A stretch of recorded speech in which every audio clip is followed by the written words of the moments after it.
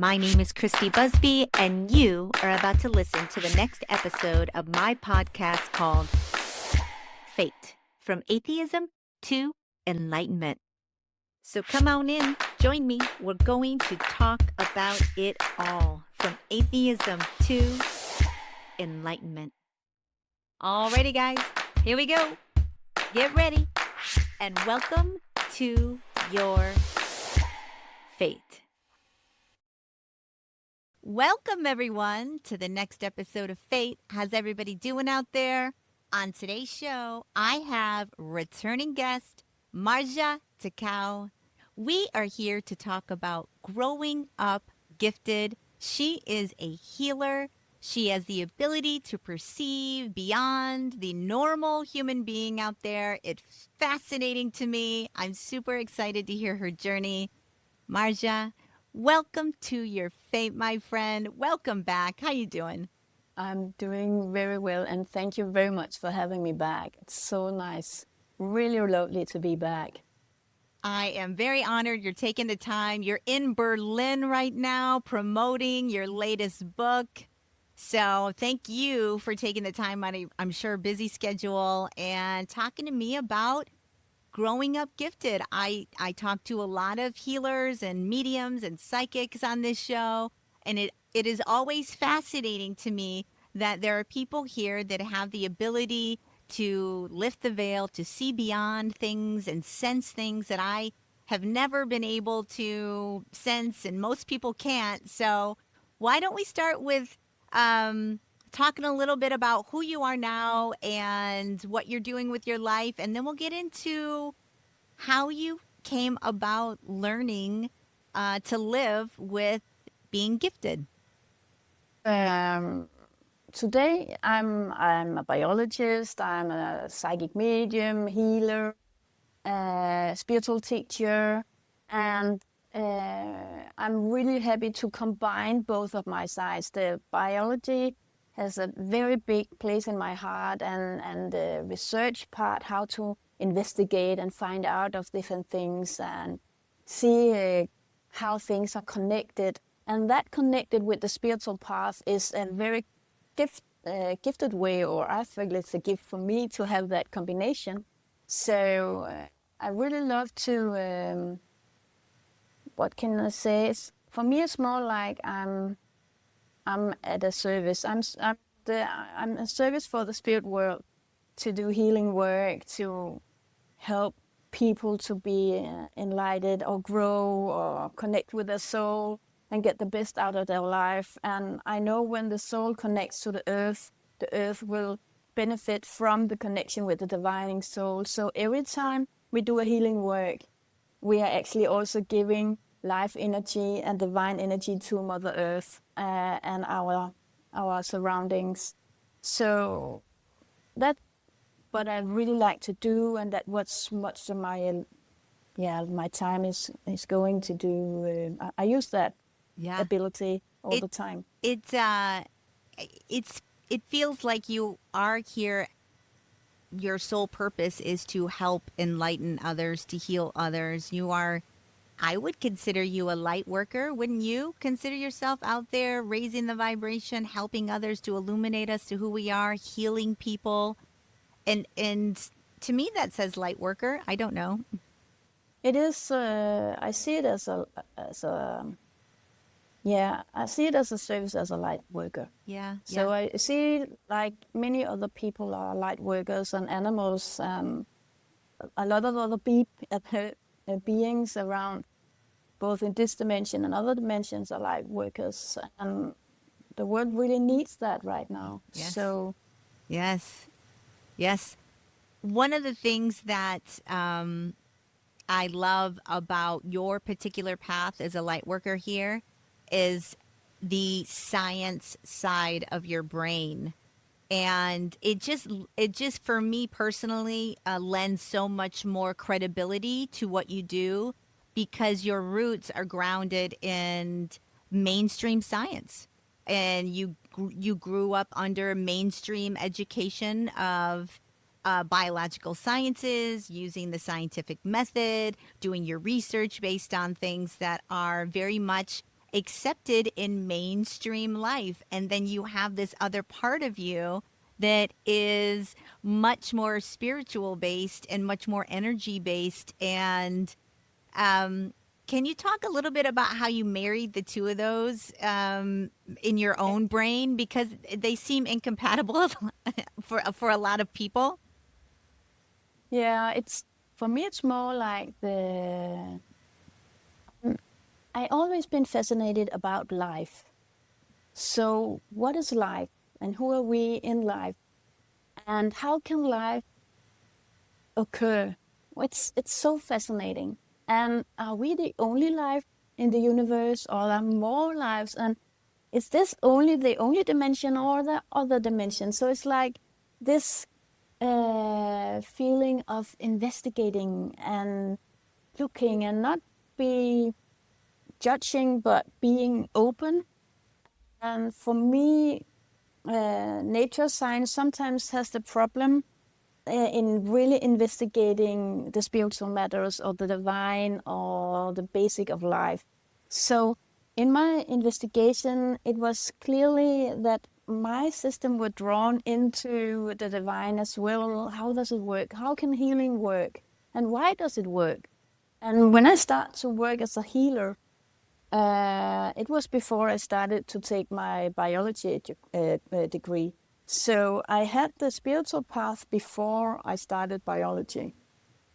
And in that way, my interest in what happens when I work with the spiritual world was there before I started as a biologist. And then, of course, my master degree, I had a research where I investigated healing. So I had healers come and heal plants, and I was, and that, of course, I was not the healer in that research. And I had my professor that was my supervisor. He had a clear, he knew which plants were healed and which were not. So I didn't know. It was a totally blinded research for me. So in that way, the study was very interesting because I combined the healing and the research part. And it was so nice to work with that. And later on, I worked in the university as a researcher on the effects of rehabilitation, of where you used healing as rehabilitation for colon cancer patients. So in that way, it was just, yeah, it's. So let's go back to when you were growing up in Denmark. Yes, you grew up in Yes, Denmark. yeah. Let's talk about how you figured out that you were different, that you had gifts. Like, when did you start? What are your gifts? What are your gifts? Yeah. And when did you start realizing you had them? Um, as a kid, I was very I was highly sensitive, and in that way, I was very overwhelmed by kids and human grown-ups, and in that way, I didn't see it as a psychic ability at all. I just went to the animals where I felt secure and where it was much easier to be connected with animals. It's so much easier. So in that way, I wasn't thinking about myself as different because of my abilities to sense the spirit world or sense other people strongly. I was just overwhelmed. So it was first when I was around 18 years old when I went to Iceland and had some warning dreams about a sheep that I had back home that was going to die. And I didn't know that she was going to die, and she was totally healthy when I was leaving her.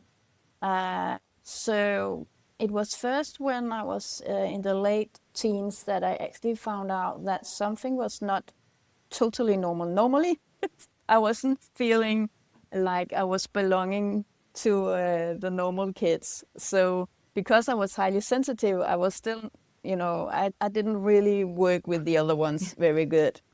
So I didn't think at it as I had psychic abilities, just that I was really sensitive and overwhelmed, and that I was, feeling other people very clearly.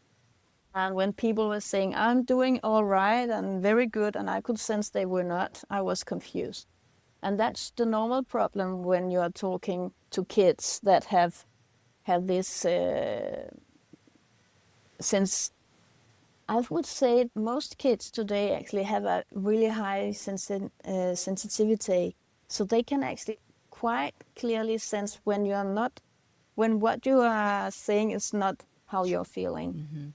And I have that. That's one of my really strong gifts. And of course that was very disturbing as a kid, but I didn't see it as a psychic ability before I started to train my psychic ability in my late 20s. So it was actually very much disturbing, overwhelming, and I didn't feel that I belonged to the normal the normal population Yeah. of Earth. Uh, so it was. I was very much fond of animals and nature, but nothing much else. When did you start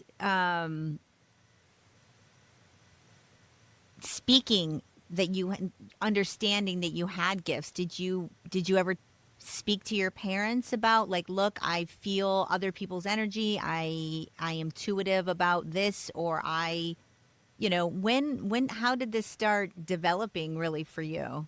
And you had said in before a comment that I can remember, it just plucked it out of my brain right now, the first time we talked, something about you being able to see um spirits or dead people or something when Yeah, you were young and not yeah. understanding that. So, like, what was that all about as well?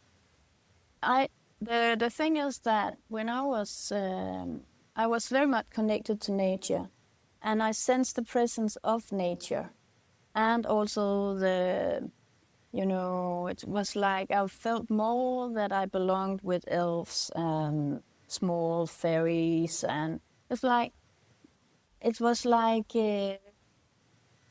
somehow I belonged there. So when I was in nature, it was just like there was a whole world around me, but I didn't really find it was the real world. I just thought it was some kind of, you know, Magical. Yeah. imagination, while fairy tales was much better to be in than the real life.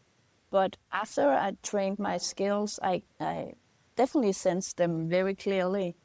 And at that time, as a kid, it was as a youngster, it was much more like a feeling of belonging in nature, in the forest, and with animals. It's like everything were connected when I was there, and I was a part of it. But when I was in school or in my family, I didn't really feel connected the same way as I did when I was in nature with them.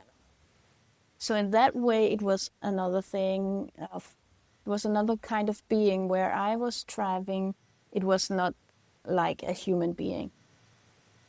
Have you ever had any past life regressions or any hypnosis with that? Do you know about any of your prior lives, or prior, maybe you had lives not on this plane, as far as like maybe you're from a different planet, or maybe you have lineage in the elf, fairy, I gnome, definitely, nature spirit world, you yeah, know?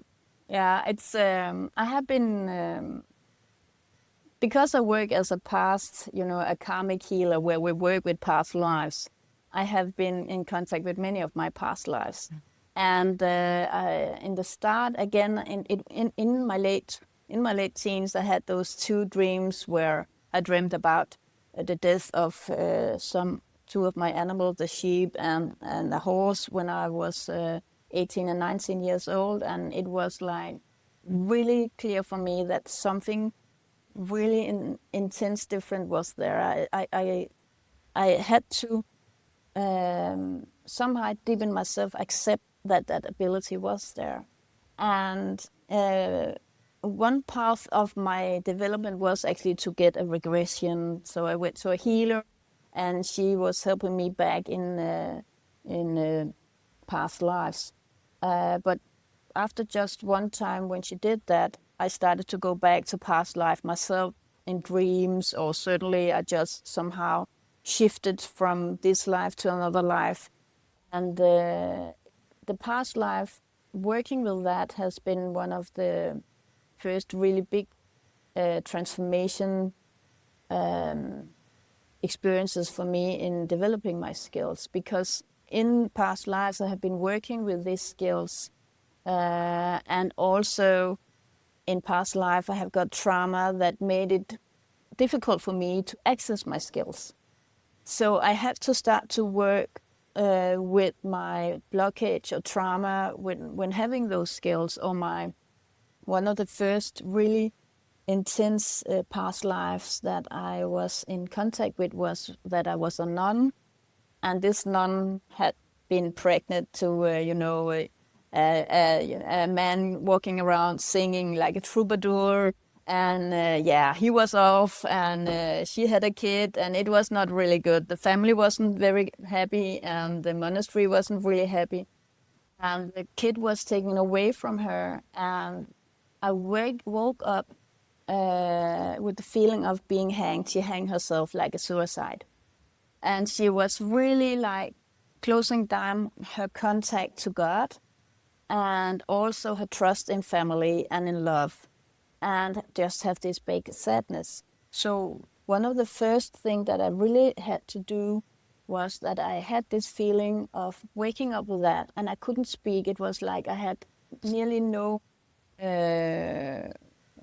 access to my throat. I Your couldn't vocal talk. cords, yeah. Yeah, it was gone. And at that time, everything was really turned up and down for me. So it's like I was living shortly with my parents because I couldn't afford to be. I had a house and I had to rent it out and move into my parents' house and everything like that. And one of some I knew had given me this form to a psychic school. And I was like, I should not be on a psychic school. Why should I be on a psychic school? And when I had this dream, I was lying there and I was like, okay, I just apply for this psychic school. Yes, yes. And so I worked with that life that's just opened up a little. As in many years, I still had problems with God, or with God as the divine thing. But it's like when you have been working, this nun was really like devoted to prayer and devoted to being connected with love and God and plants and healing. And everything of that was just taken away from her. So I had to somehow find my healing process to access this contact with the divine and God again. And today I more talk about it as the presence of God than God as in the Bible, more like the presence of God, because that still feels much better for me. So some of the past lives has definitely been working really closely together with the divine or the presence of God. And also another past life I had where it was clearly it has been very easy for me to develop the teaching skills, teaching people healing or clairvoyance or some different kinds of working with their abilities and the spiritual development and personal development. It's like from the start, very early in my development as a healer and a psychic medium or spiritual medium, the teaching part started to come. And I was really thinking, why could I was young there. I was at that time, I was around just 32, 33, 4 when I started to teach. And I was teaching people that was much older than me, because old ladies around for me also 50. That's me, my age now. 50 years old ladies and 60 years old lady, and I was like, I'm just a kid. Right. But the thing was, I went into a past life investigating where I had I was a woman that was teaching people psychic abilities in a forest. Oh. And I really clearly sensed the resources and the knowledge from my soul in the teaching part. And in that way, I understood that my soul had a lot of experiences, a lot of capacities, a lot of abilities. So to be together with my soul also meant or mean that I have access to those previous experiences and knowledge. So I have used this access to my past life to get access to the capacity of my soul to integrate it in my life today and to fulfill or develop and expand and involve my soul today because it's a part of my path somehow. Yeah, yeah. Like it's in everybody else's. We all of us has a lot of capacities within our soul that we have from past lives experiences. It's not trauma, all of it. It's also a lot of good. And Yeah. all the good things you have, you can use and you can access that. It's up to you to use it in this life. Yeah, I feel like everybody should get at least one past life regression to from from doing this show and speaking to hypnotherapists and just learning what I've learned. It feels like our past lives are so much more connected to who we are today than you would ever think. Yes, And there really, it there is. there is a through line there with each iteration of our existence, and that somehow you're picking up where you left off in a very strange way, that Yeah, that people would be able to understand their trajectory and their life paths much better if they understood who they were in other incarnations here, yeah. and what they're supposed to learn and who they're supposed to be, what their sole purpose is. I'm actually going to get a past life regression, my first one, Mhm. next month. Oh, So congratulations. I'm very excited to learn to maybe understand what my life is today better, especially since I'm Yeah, feeling a little bit lost in my own path and my own journey. I just feel like, a past life regression can really just illuminate you to really to who you are, yeah, and who what your journey is. yes. Um, let's go into talking about your ability to speak to the other side. You have said that you can speak to spirits, um, other realms, dimensions. How do you do that? Tell us, How do you walk us do through that? the Yeah. process of how you're in touch with somebody that's passed over, or maybe an angel, or a Mm, higher dimensional being, or what do you even yeah. call them? What is your personal belief system? Everybody seems to have a little bit of different take on it. Yeah, it's for there was many questions in one question there. Yes, yes, I it tried is. to. I tend to do that. Yeah, I'll blast out That's like good. three different questions. I will try to do my best. Okay, so the thing is that I'm clear empathy. I'm very much into the emotions, so I feel the emotions from others, and I also feel the physical tensions they have and the physical uh, state they are in. So when you are on the other side, you don't have a physical body, but you have still your emotions, your thoughts, your belief systems, or your consciousness, and that's one of my most primary, I would say, primary ability. That's actually to sense consciousness and emotions. And when you're on the other side, you don't have the physical body, but you have all the other stuff. And that's what I sense in the living. So for me, just to sense the dead ones are just, you know, The same. yeah, it's the same. So it's like if it's a dead one or it's a live one, I don't sense them differently. I just know that my sensory system is connected to the dimension where the dead ones are. And when I'm sensing the living, I know my sensory system is connected to the living. And if I sense an angel, I connect it to the dimension with the angels, but I do it totally the same way. There's no difference there. I use my sensory system to feel, is it a happy person, sad person, Is it peaceful? Is it strong? Is it clarity? Is there a lot of happiness or creativity? Or I sense all those different small uh, changes in who you really are. You are. We all of us are not. None of us are the same. We are different. There are small differences that makes you to you and not to another person. And that's the same with the other side. So I just use my sensory system in the totally same way as I do with the living. But of course, it's a bit more extraordinary in that way that I normally sense things very intense.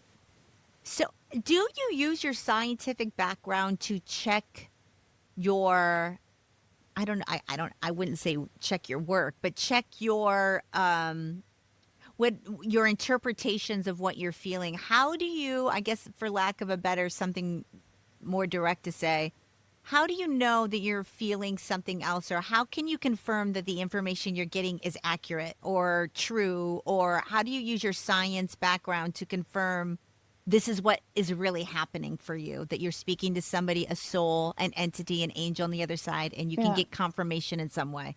Do you yeah. do you get confirmation? I do get confirmation in different way, but sometimes you're also um, just knowing.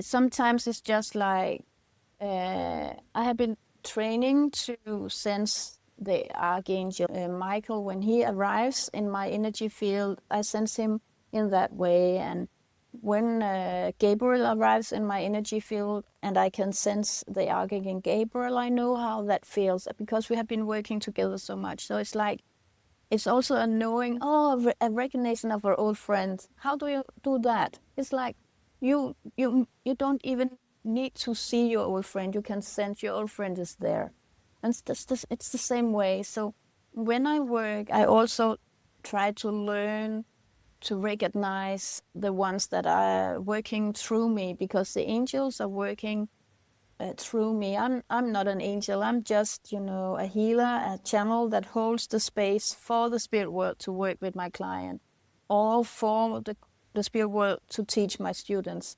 Of course, I'm the one talking, but actually, it's the spirit world that I'm listening to, what to say and what to do. And they create a healing space for my students. So in that way, it's a really a strong cooperation between the spirit world and the physical realm. And I'm just a channel for that. So you ask for confirmation. So earlier in my life, I was a spiritual medium in a TV show in Denmark called When the Spirit Returns. So it was like earthbound spirits that hadn't really passed. Then they had some mediums to go out there and have contact with the spirit and help the family that was had problems, negative experiences, or were afraid, or something like that. So I didn't know what I was coming out to, and I was just taking contact with the spirit and releasing the spirit, healing the family. And sometimes there was, of course, often there is also loved ones from the other side that has passed and is in light, and they're trying to help the family. So I was also talking to those, and in that way, when I was doing that, all was recorded. And then the TV crew were investigating a lot. So I was just doing a day's work. They were recording, and after that, they had researchers to find out if the facts that I was coming with actually was facts. And that was really, really interesting for me because they went back to check names and places and histories about the dead one and about the place I was working in. Uh, and and then they went back, I think maybe 2 or 3 weeks after, to talk to the people that I was helping and hear how they have felt and if there was any changes. And they felt the changes and they were happy and they didn't have disturbance and they didn't fight anymore and stuff like that because earthbound souls can disturb the family and try to split families because they need energy, negative energy or energy to survive. They don't have a physical body anymore. They affect the surroundings the same way they would have if they were living. They don't really know that they are dead. And they, if you like to dominate other people and you get energy by that, you will do that when you're dead as well. So, so in that, so in that way, when that show actually made a lot of confirms what the facts were, and I find that was really interesting. But normally it would be my clients that would say it will give sense. I know this lady, or I know this dead man, or it's a part of that. I don't investigate that much because it should make sense for my client. So it's actually my client that says, okay, that makes sense. And if it doesn't really make sense at the session, they often come back later and say, actually it makes sense. It was just blah, blah, blah. I forgot or something like that. So, so in that way, I think the proof comes with the job. Yeah. I guess the proof comes from when you're speaking to somebody, whether they A, get their healing, B, get confirmation of what you're saying to them is true. Yeah. Now, when you say you talk to people on the other side, do you hear the actual voices, or do you feel the energy and you interpret the energy you're feeling, or do you actually get channeled messages? Because I talk to channels on this show that actually get like really profound, wise teachings or information from different realms. It's almost like they're allowing somebody else to speak through them. Do you get that kind? Is that the same for you, or how does it present for you? Sometimes I hear sentences, like I hear a voice, because the voice could be something that the dialect and the way the words are saying could be a way to recognize the deceased person. So if I say something in a different way, I find out, okay, this one is from the southern part of Denmark, or this one is from. So in that way, I use my clear hearing for that. But mostly I use this clear sensing within my own body and the emotions. And from that, when you sense a feeling, it could also come up and be some kind of picture. So I also see pictures, but the pictures is also connected with my emotions. And I use my intuition. It's not like I'm interpret as like, what is this with my brain? When I work, my brain is not really working. It shouldn't be working because it's disturbing somehow. But it's more like my intuition, or I ask the spirit world, what are your intention right now? Why not intuition? What are your intention right now to give me this? So I always go back to communicate, but it could be emotions, it could be feeling in my bodies, it could be something I see, it could be something I hear, it could be something like a clear knowing. It could be so many different ways. So I use so many of my senses as possible, because the more the senses working together, the more precise I can be. So it's not only one thing. They give it to me, so it's like, okay, it's grandma. So maybe I have the feeling of a grandma, but I also sense the smell of the favorite cookies she is making. So I also use the smell of the baking. It's some kind of cookie. It could also be, I hear the dog, so there was also a dog. Would there be a dog connected? So in that way, everything is connected, and they're giving me those information in different ways to be more precise. Yeah. Instead of only one way, they give it a lot of different information. So in that way, it just happened. And when I teach, it's more like I'm connected and I just open my mouth and I do what I have to do, but I say things that I don't even know I'm saying. So that's, Do you think you're in a little bit of a trance mode, like your conscious mind shuts off and you go on some sort of like autopilot? Do you feel like that's kind of how you yeah, you it's kind more of go like into that. an autopilot mode? It's more like private Marzcia is some kind is in a private Marzcia, and my own stuff is really somehow not a sleep, but a deep hypnotic meditative state. But my sensory system and my senses are really awake. So when I teach, I have a class of 15 or 20 people. I actually sense all of them, and I sense the spirit world, and I sense the spirit world around them. But I have a really, really deep trust that the spirit world will guide me to be with the students in the right way, catch up where I should catch up. And I know that they are somehow having my back and my students' back. So it's when I teach, I only feel like, okay, I'm the physical one standing there, but we are a really big team helping the students. So it's more like each student comes with their team, and there is a student team as well. So I have a team that helps me to help the students, and the students' teams are helping the teaching team.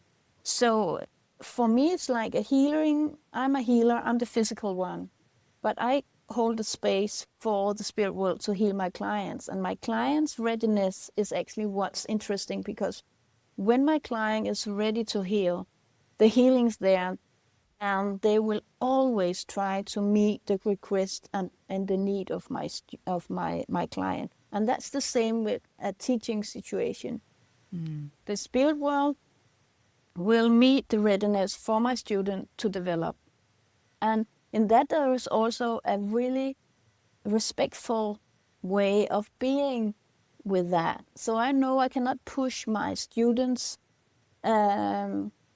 They have to develop, but I have to support them. And also you say, try this, come on, you can do it. We show them trust. But still, it's so different how people are developing. The readiness you have is also very important for the path and the tempo that you are developing. When you're out living your normal life, maybe you're going into other people's homes, maybe you're traveling, like in Berlin, you're walking into different spaces. Are you constantly aware of the other spiritual energy around you? And if so, how do you handle being able to perceive such things? Like, I feel like spirits are everywhere around us all the time. And if we were to notice it would be pretty psychologically like overwhelming. Yeah. So feel my thing is that because I was so overwhelmed when I was a kid just by the living, the greatest thing I learned in this psychic school when I was in my late 20s was to shut down. Was that I decide when I use my sensory system to sense the spirit world, and that I am living right here now. And it's difficult enough for me just to be a human being. So I use the spirit world, I use my team, I use my guardian angels to help me to be calm and regulate my nervous system. But I do not open up and sense all the spirit around in Berlin, in the streets of Berlin, because that would be intense and that would be too much. And in that way, I know the reason I sense the spirit world is that my sensory system sensing them. So if I pull back my sensory system, I discipline my sensory system not to enter the realm of the dead when I'm not working. And then they cannot sense me because I'm not, there should be two to a tango. Yeah. So if I'm not in the tango, Yeah. bingo. Yeah. And again, because I really have to be aware that I'm only sensing myself and not another living or a dead person. I use a lot of my energy just to be focused on being me. Yeah. Instead of sensing everything else. When I work and I'm connected with the spirit world, it's like I am in a lot of good energy, and my students' trauma and what they have it, because I'm just a channel in a teaching system situation, or in a healing situation, or in a clarion setting. The personal me will have less problems there, because I'm in spirit world is love. It's Yeah. it's light. Yeah. It's healing. It's wanting the best for the ones I'm working with. And my soul is like that. I really, really wish the best for the people around me. So when I'm working, it's more like I can relax because love is working through me. And I really enjoy being in that space with Yeah. love, with healing, with a deeper level of understanding, with the divine, with, there is so many spirit that really wants to help people to be the best they can. Yeah, I just love that. Makes such a meaningful way for me to be in life. So I can control my sensory system. So when I'm working, I would be able to have energy and use my sensory system in a way that's good, instead of going around being totally like, yeah. Well, was it like that when before you had the ability to kind of shut down your sensory system and put a blockade up to kind of barrier yourself into your own? Did you struggle with I that struggle initially? so much. Yeah, I struggle so much with it, because when I was a kid, I struggled with it with the humans, and when I grow older, in my late 20s, I started to sense the spirit world very much. And even though I was living out in a house in the forest, I, I felt that I was going in the middle of a town, a big city, in the main street, and there was a lot of people there all the time. So I was really like, I could sense dead people touching my system, or energy that was going around me all the time, even though I was out in a very quiet place in the forest. So, so in that way, I had to do something. I had to learn how to control it, and I had the two abilities. Maybe I wasn't. Maybe I was insane. I should go to the doctor, or I should go to this psychic school. I took the psychic school, Yeah, you'd and wait. that was a good choice. Yeah, that was the best choice. I mean, the doctors would have just put you up somewhere and, like, put you, who knows? Ah, you hear things. Y- You sense Exactly. things. Yeah. Yeah. That's not there. So Yeah. it was really disturbing for me. But it was actually when I met my present wife. We were just in the start of our relationship, and I haven't really dared to talk to people really much about how my inner, it Yeah. was in my brain, and it was all around. And I was in my house, and she was visiting me, and I think it was only, we had met each other for maybe a few days or a week maximum. And then I said, okay, I sensed this man, and I started to describe this man. Uh, and I was like really afraid. Okay, but I just have, because he was so persistent, he wanted to come through, and I was like, okay. Then I just started to describe him. I sensed him, I saw him, and she said, "Oh, that's my mother's dead brother." It's like, okay, he's real. And when she said she could recognize him, and it was real, then everything was like, everything I had built up, all the walls was building up around myself was like, it's not true, it's not true. It was like, and then I was like, okay. Then the dead ones knew, she knows. Yeah. Did it, did it. And then it was really much alive. It was like a party, 24 hours a day around me. So I had to do something, and that was why The best thing this teacher I had at the psychic school was, she said, okay, we have to learn how to use our abilities, when not to use them, and how we can discipline them. And that was the best thing for me. It was actually to learn that I didn't have to sense other people so much. Yeah. Even though it was normal for me, I could control it. I could be me. And also, I didn't have to sense the spirit world. I could just be me. And that feeling of just being me was actually, is still very important, because when you work with the spirit world, you have to be very clear. Is it the spirit world? Is it your client? Is it you? You have to be able to distinguish between those three. If you can't, it's a mixture of everything, and it's difficult. So for me, it's more like, when I'm not working, I'm working on being me. Yeah. You're taking your own power back too. It's Yes. probably, being able to stay grounded in your own world, taking your own power back. Yeah.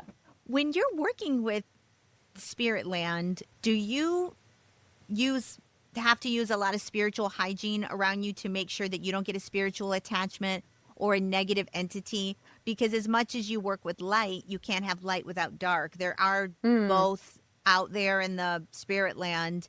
So how do you deal with the darker side of things? The thing is, again, when I'm controlling my sensory system and my senses to be in the physical realm here and connected with the spirit world that helps me, that creates this space where I can relax, and where, when I'm afraid, there is also this, is there someone out there that, and then you're already the wrong place. So it's also about regulating the nervous system to be in a calmful inner place in your own light. So that's a part of it. But when I work, I always connect with what I call the pillar of light, which is actually the near-death, the tunnel in the near-death tunnel. When people Ah, have yeah, this yeah. near-death experience, they talk about the tunnel of light. Everybody That's knows what the all. tunnel is. Yeah. Everybody, yeah, So talks about the so tunnel. so that tunnel of light is more like a dimension. So when I work, I connect with that, and I connect with that for myself also. Just when, if I feel a little insecure, or I don't feel the energy in the room is okay, so then I connect with the tunnel of light. So I call it the pillar of light, and that's actually not a tunnel. It's more like a dimension. But when you are having these near-death experiences, you actually have this really strong connection with the divine and with the spirit world, because you are spirit. You are divine. Your soul is divine. Yeah. And your soul is actually connected with the divine all the time. Yeah. So when you connect with the pillar of light, and you know that it's, you can be with that all the time, Yeah. It's pure love. then Yeah. yeah, it is. So it's not really about, is there something negative in the spirit world. When you're connected with the pillar of light, I use the pillar of light and my guardian angel to keep me grounded. I'm not going up in the light to my angel, because I'm living in this earth right now, and I'm having a soul experience on earth. So it doesn't mean that I should go away from earth. It means that I actually should be even more connected to earth. So my soul and the life force and divine energy that is within my soul, and the capacity my soul has, can interact with earth, Mother Earth, the people living there, the animal living there. And that makes a difference. And my soul have a lot of experiences that will enrich it. Then next time I will come back, I will have developed even more. Speaking of the next time you come back, like, how do you feel about, because you do interact with spirits on the other side that have passed over, and I'm sure you have conversations of sorts. How has that changed the idea of death for you? And how do you feel about death? What is death? What can people expect when they die? Let's talk about, the topic that nobody wants to talk about. We're all going to die. We're all gonna die. Spoiler alert. We're all going to die. You know, none of us are getting out of here alive. We're all going I to know. die. And So, we also get birth again. So yeah, I we are mean, coming back and we are yeah. going again. Yeah.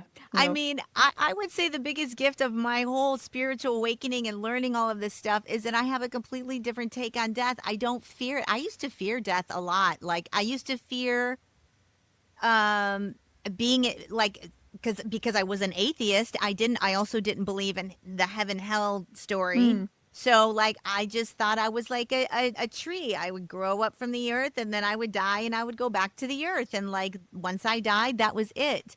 But Yeah. now I understand there's so much more going on that around us, and it's way more magical than you would ever think. So I'm not afraid to die anymore. Mm. I know I've been here many times before, and I'll probably come back and learn some more lessons after this, Yes.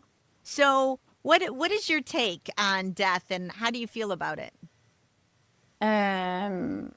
I I wouldn't say I'm afraid of dying because of the dying, but I could be afraid of dying because of the life that I will miss living. So it's Mm, more like when I'm afraid of dying, it's more like, oh, I would experience more, or I should also do that. And did I do enough? And did everything manage? Or did I heal up what I should have? And did I affect the world in the best way I could? And there is a lot of those things that I'm afraid of, and the sadness of leaving loved ones, yeah, and that's part of it is still there. But I truly in my heart and my soul believe that I will be connected with everything, even though I'm dead, yeah, because I connect with the dead ones all the time, and I connect with the other dimensions all the time.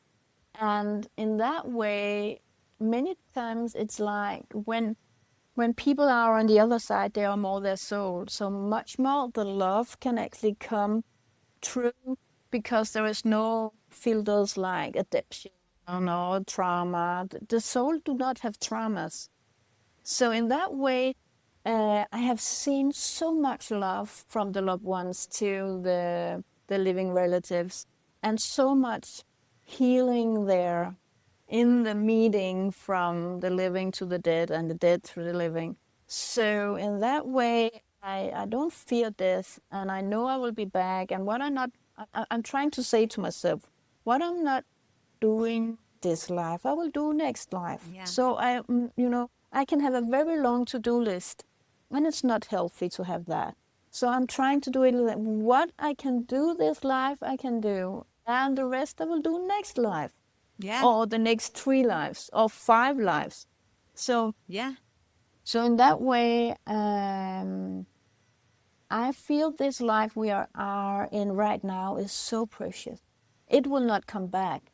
And we have to enjoy it. And we have to do good. Our soul is here to do good, yeah, to do better than last time. yeah, yeah, We all of us has something that we didn't solve very good last time. And now we are here, we can do it better. yeah, And we are here to, from my opinion, it's like we are here to do good. yeah. Yeah, I also think we're here to grow and expand our own consciousness. I was told by a destiny card reader that this was my last go on the rock. He's like, "This is it for you. This is your last go on the rock." He's like, "That's why you don't have kids. You're not creating any more karma down here, and you're out of here after this life. You're going to ascend." Which I don't know if that's true or not, but it does make sense that I don't have kids, that I'm awakening in this lifetime, that I am starting to understand the nature of who we are, and the many layers. But I do know, even if I don't come back to this rock, that I will exist in some form in Yes, you will. another capacity, learning and growing somewhere else. Mm.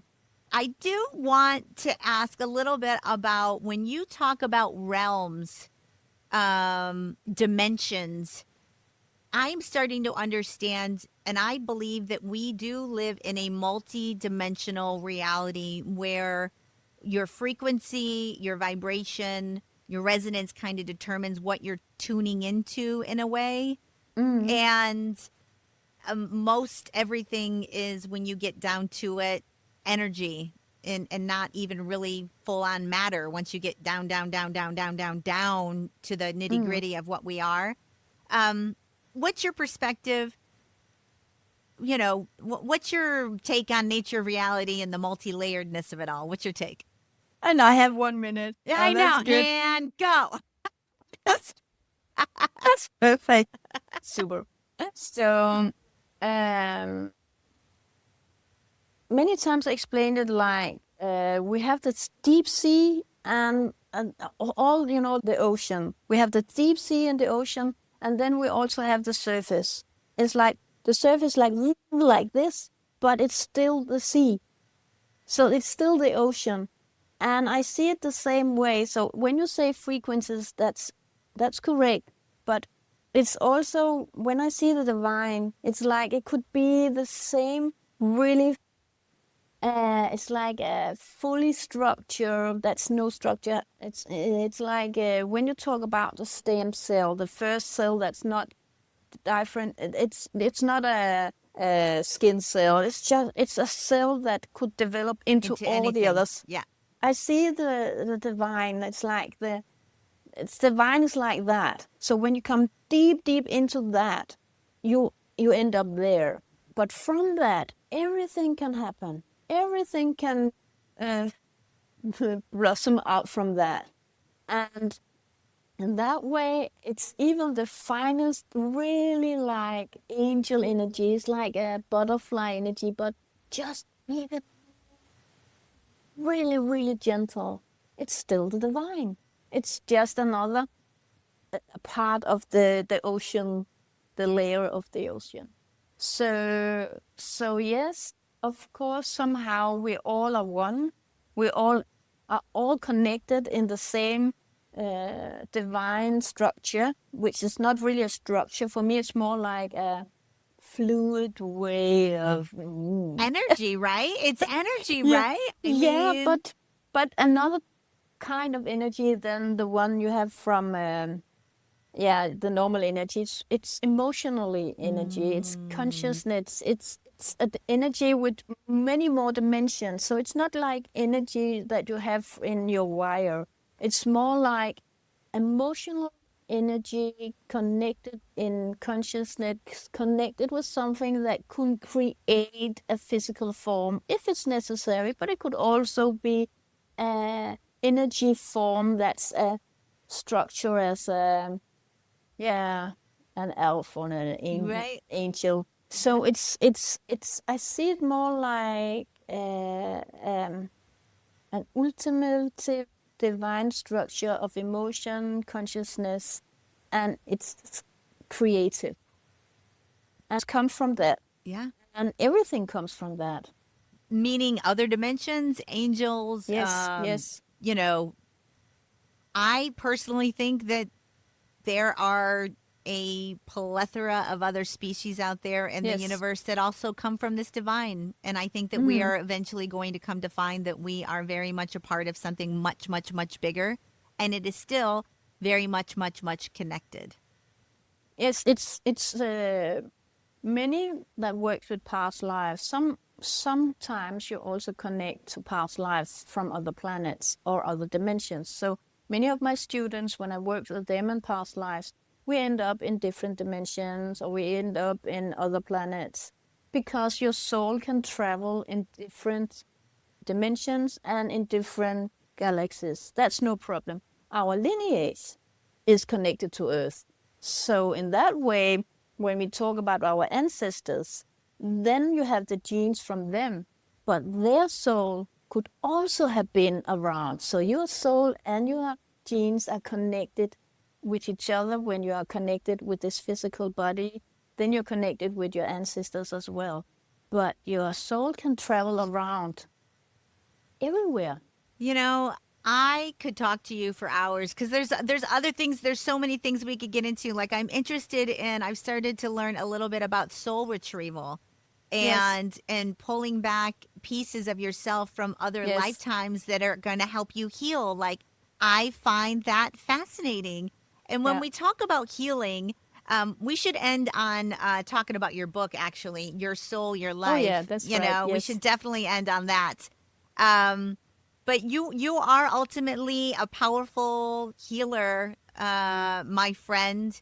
And the more I learn about the power of soul retrieval, energy healing, it Yeah. really um, it makes a lot more sense to me why we have so much illness and what Mm. the true resolve is not really so much Western medicine, but it does have a lot more to do with past lives, with soul retrieval, with spiritual attachments. I feel like some of these ailments that people are suffering from could very much be resolved in these kind of magical, mystical ways that are not mainstream at all. Yeah, and I would say it's Your Soul, Your Life, my book, Your Soul, Your Life, I have chapters with epigenetic healing where it's the ancestor and the lineage is helping. And I also have a chapter on the karmic healing processes as well. Because even though we talk about trauma, there's also a lot of good things from your lineage and also from the past lives. So when you heal up the trauma, you access, that's the soul retrieval, you access the soul and you can integrate the soul here in your life, and you start to live it out even more. Instead of the trauma, instead of the adaptation from others, you just start to be yourself and be your soul, and your soul can have, you know, foot on earth, and that is actually very, very important. So please continue with that thought, Christy, because that's a very good one. And then we can have another talk about that as well. Yes. Yes, and we shall. I like I said, I could talk to you forever. I have so many questions. It's fascinating.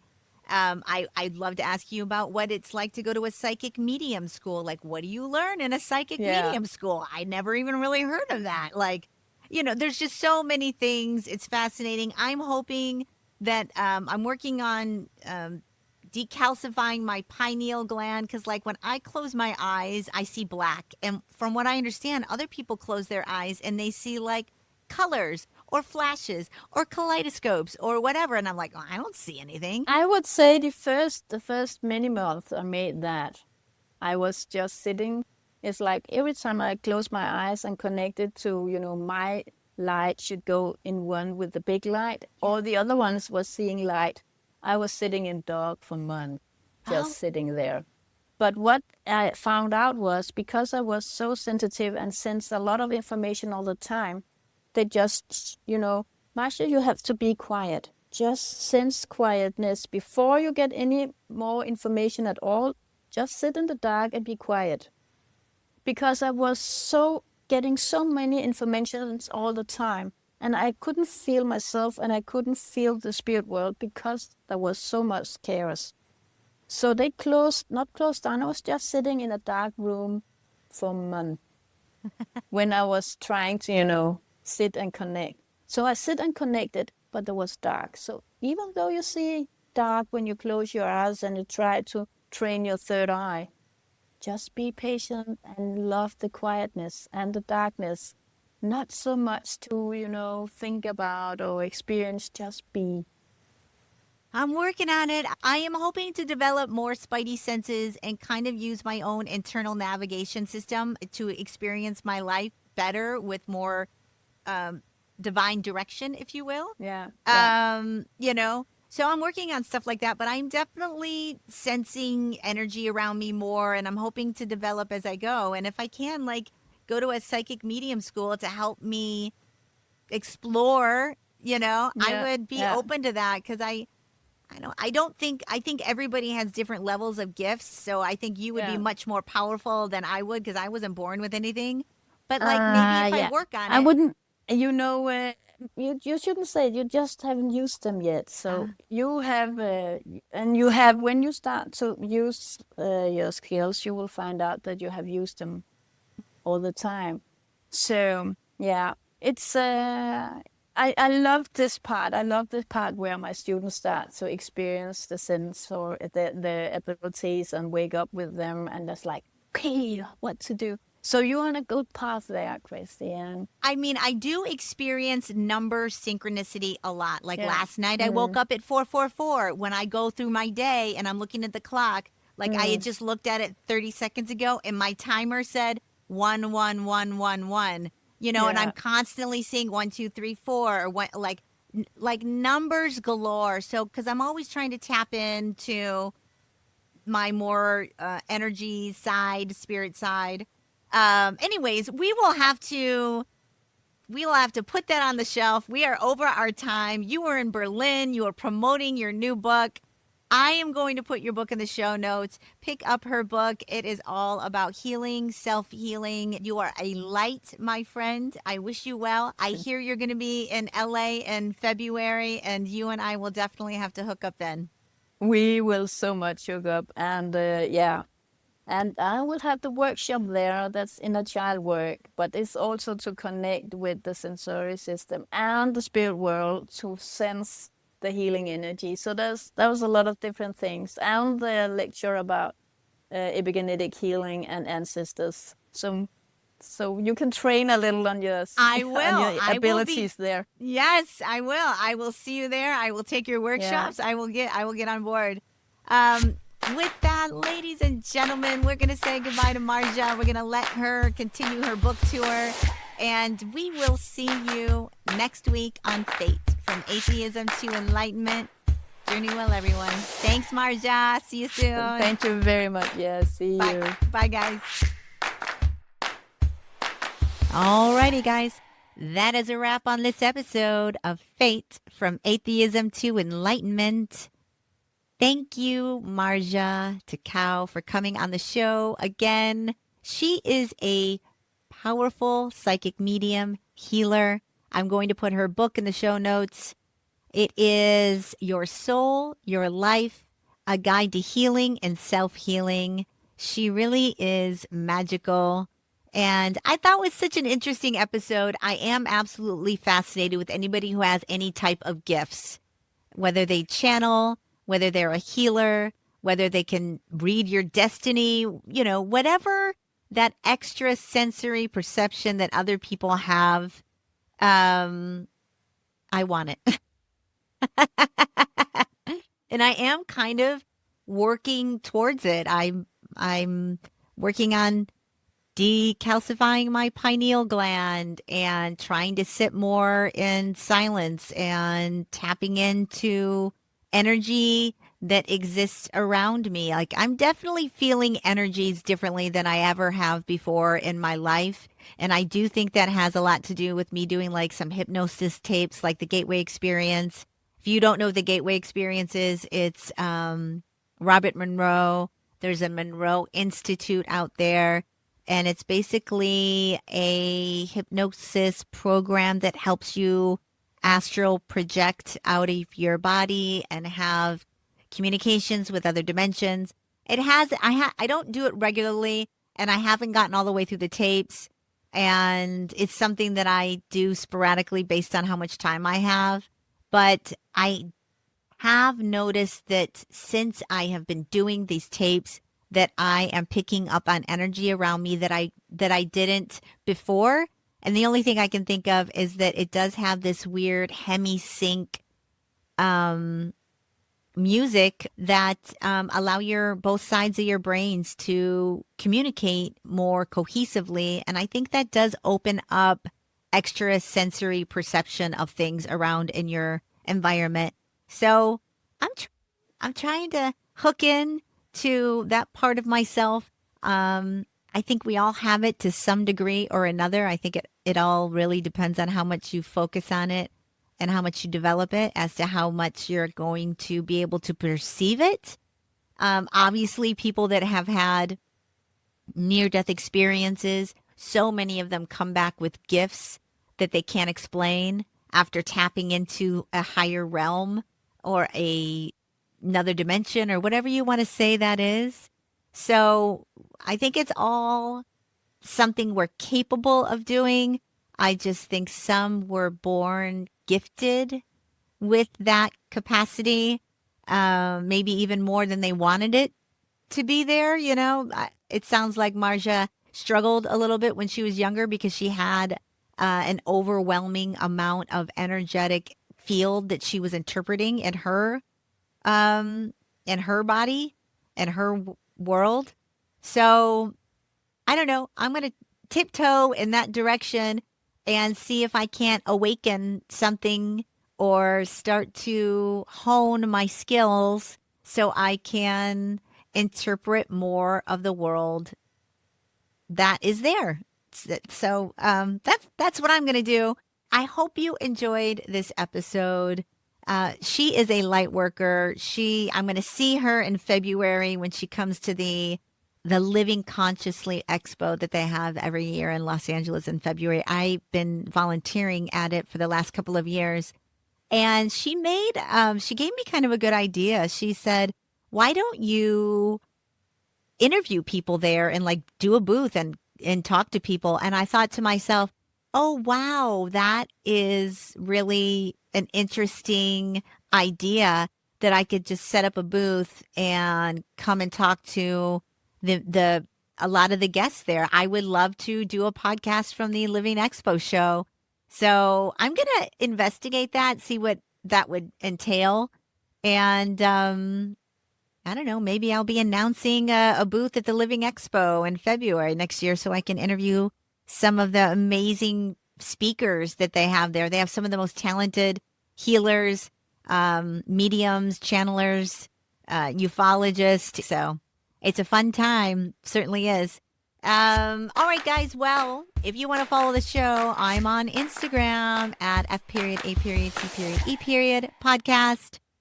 If you like what I'm doing here, do me a favor, like, subscribe, share, buy my book. My book is in the show notes.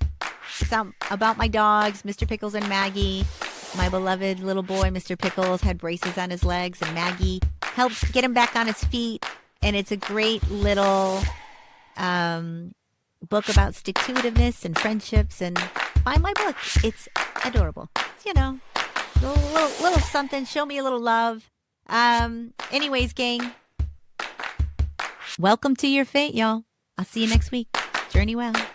Bye.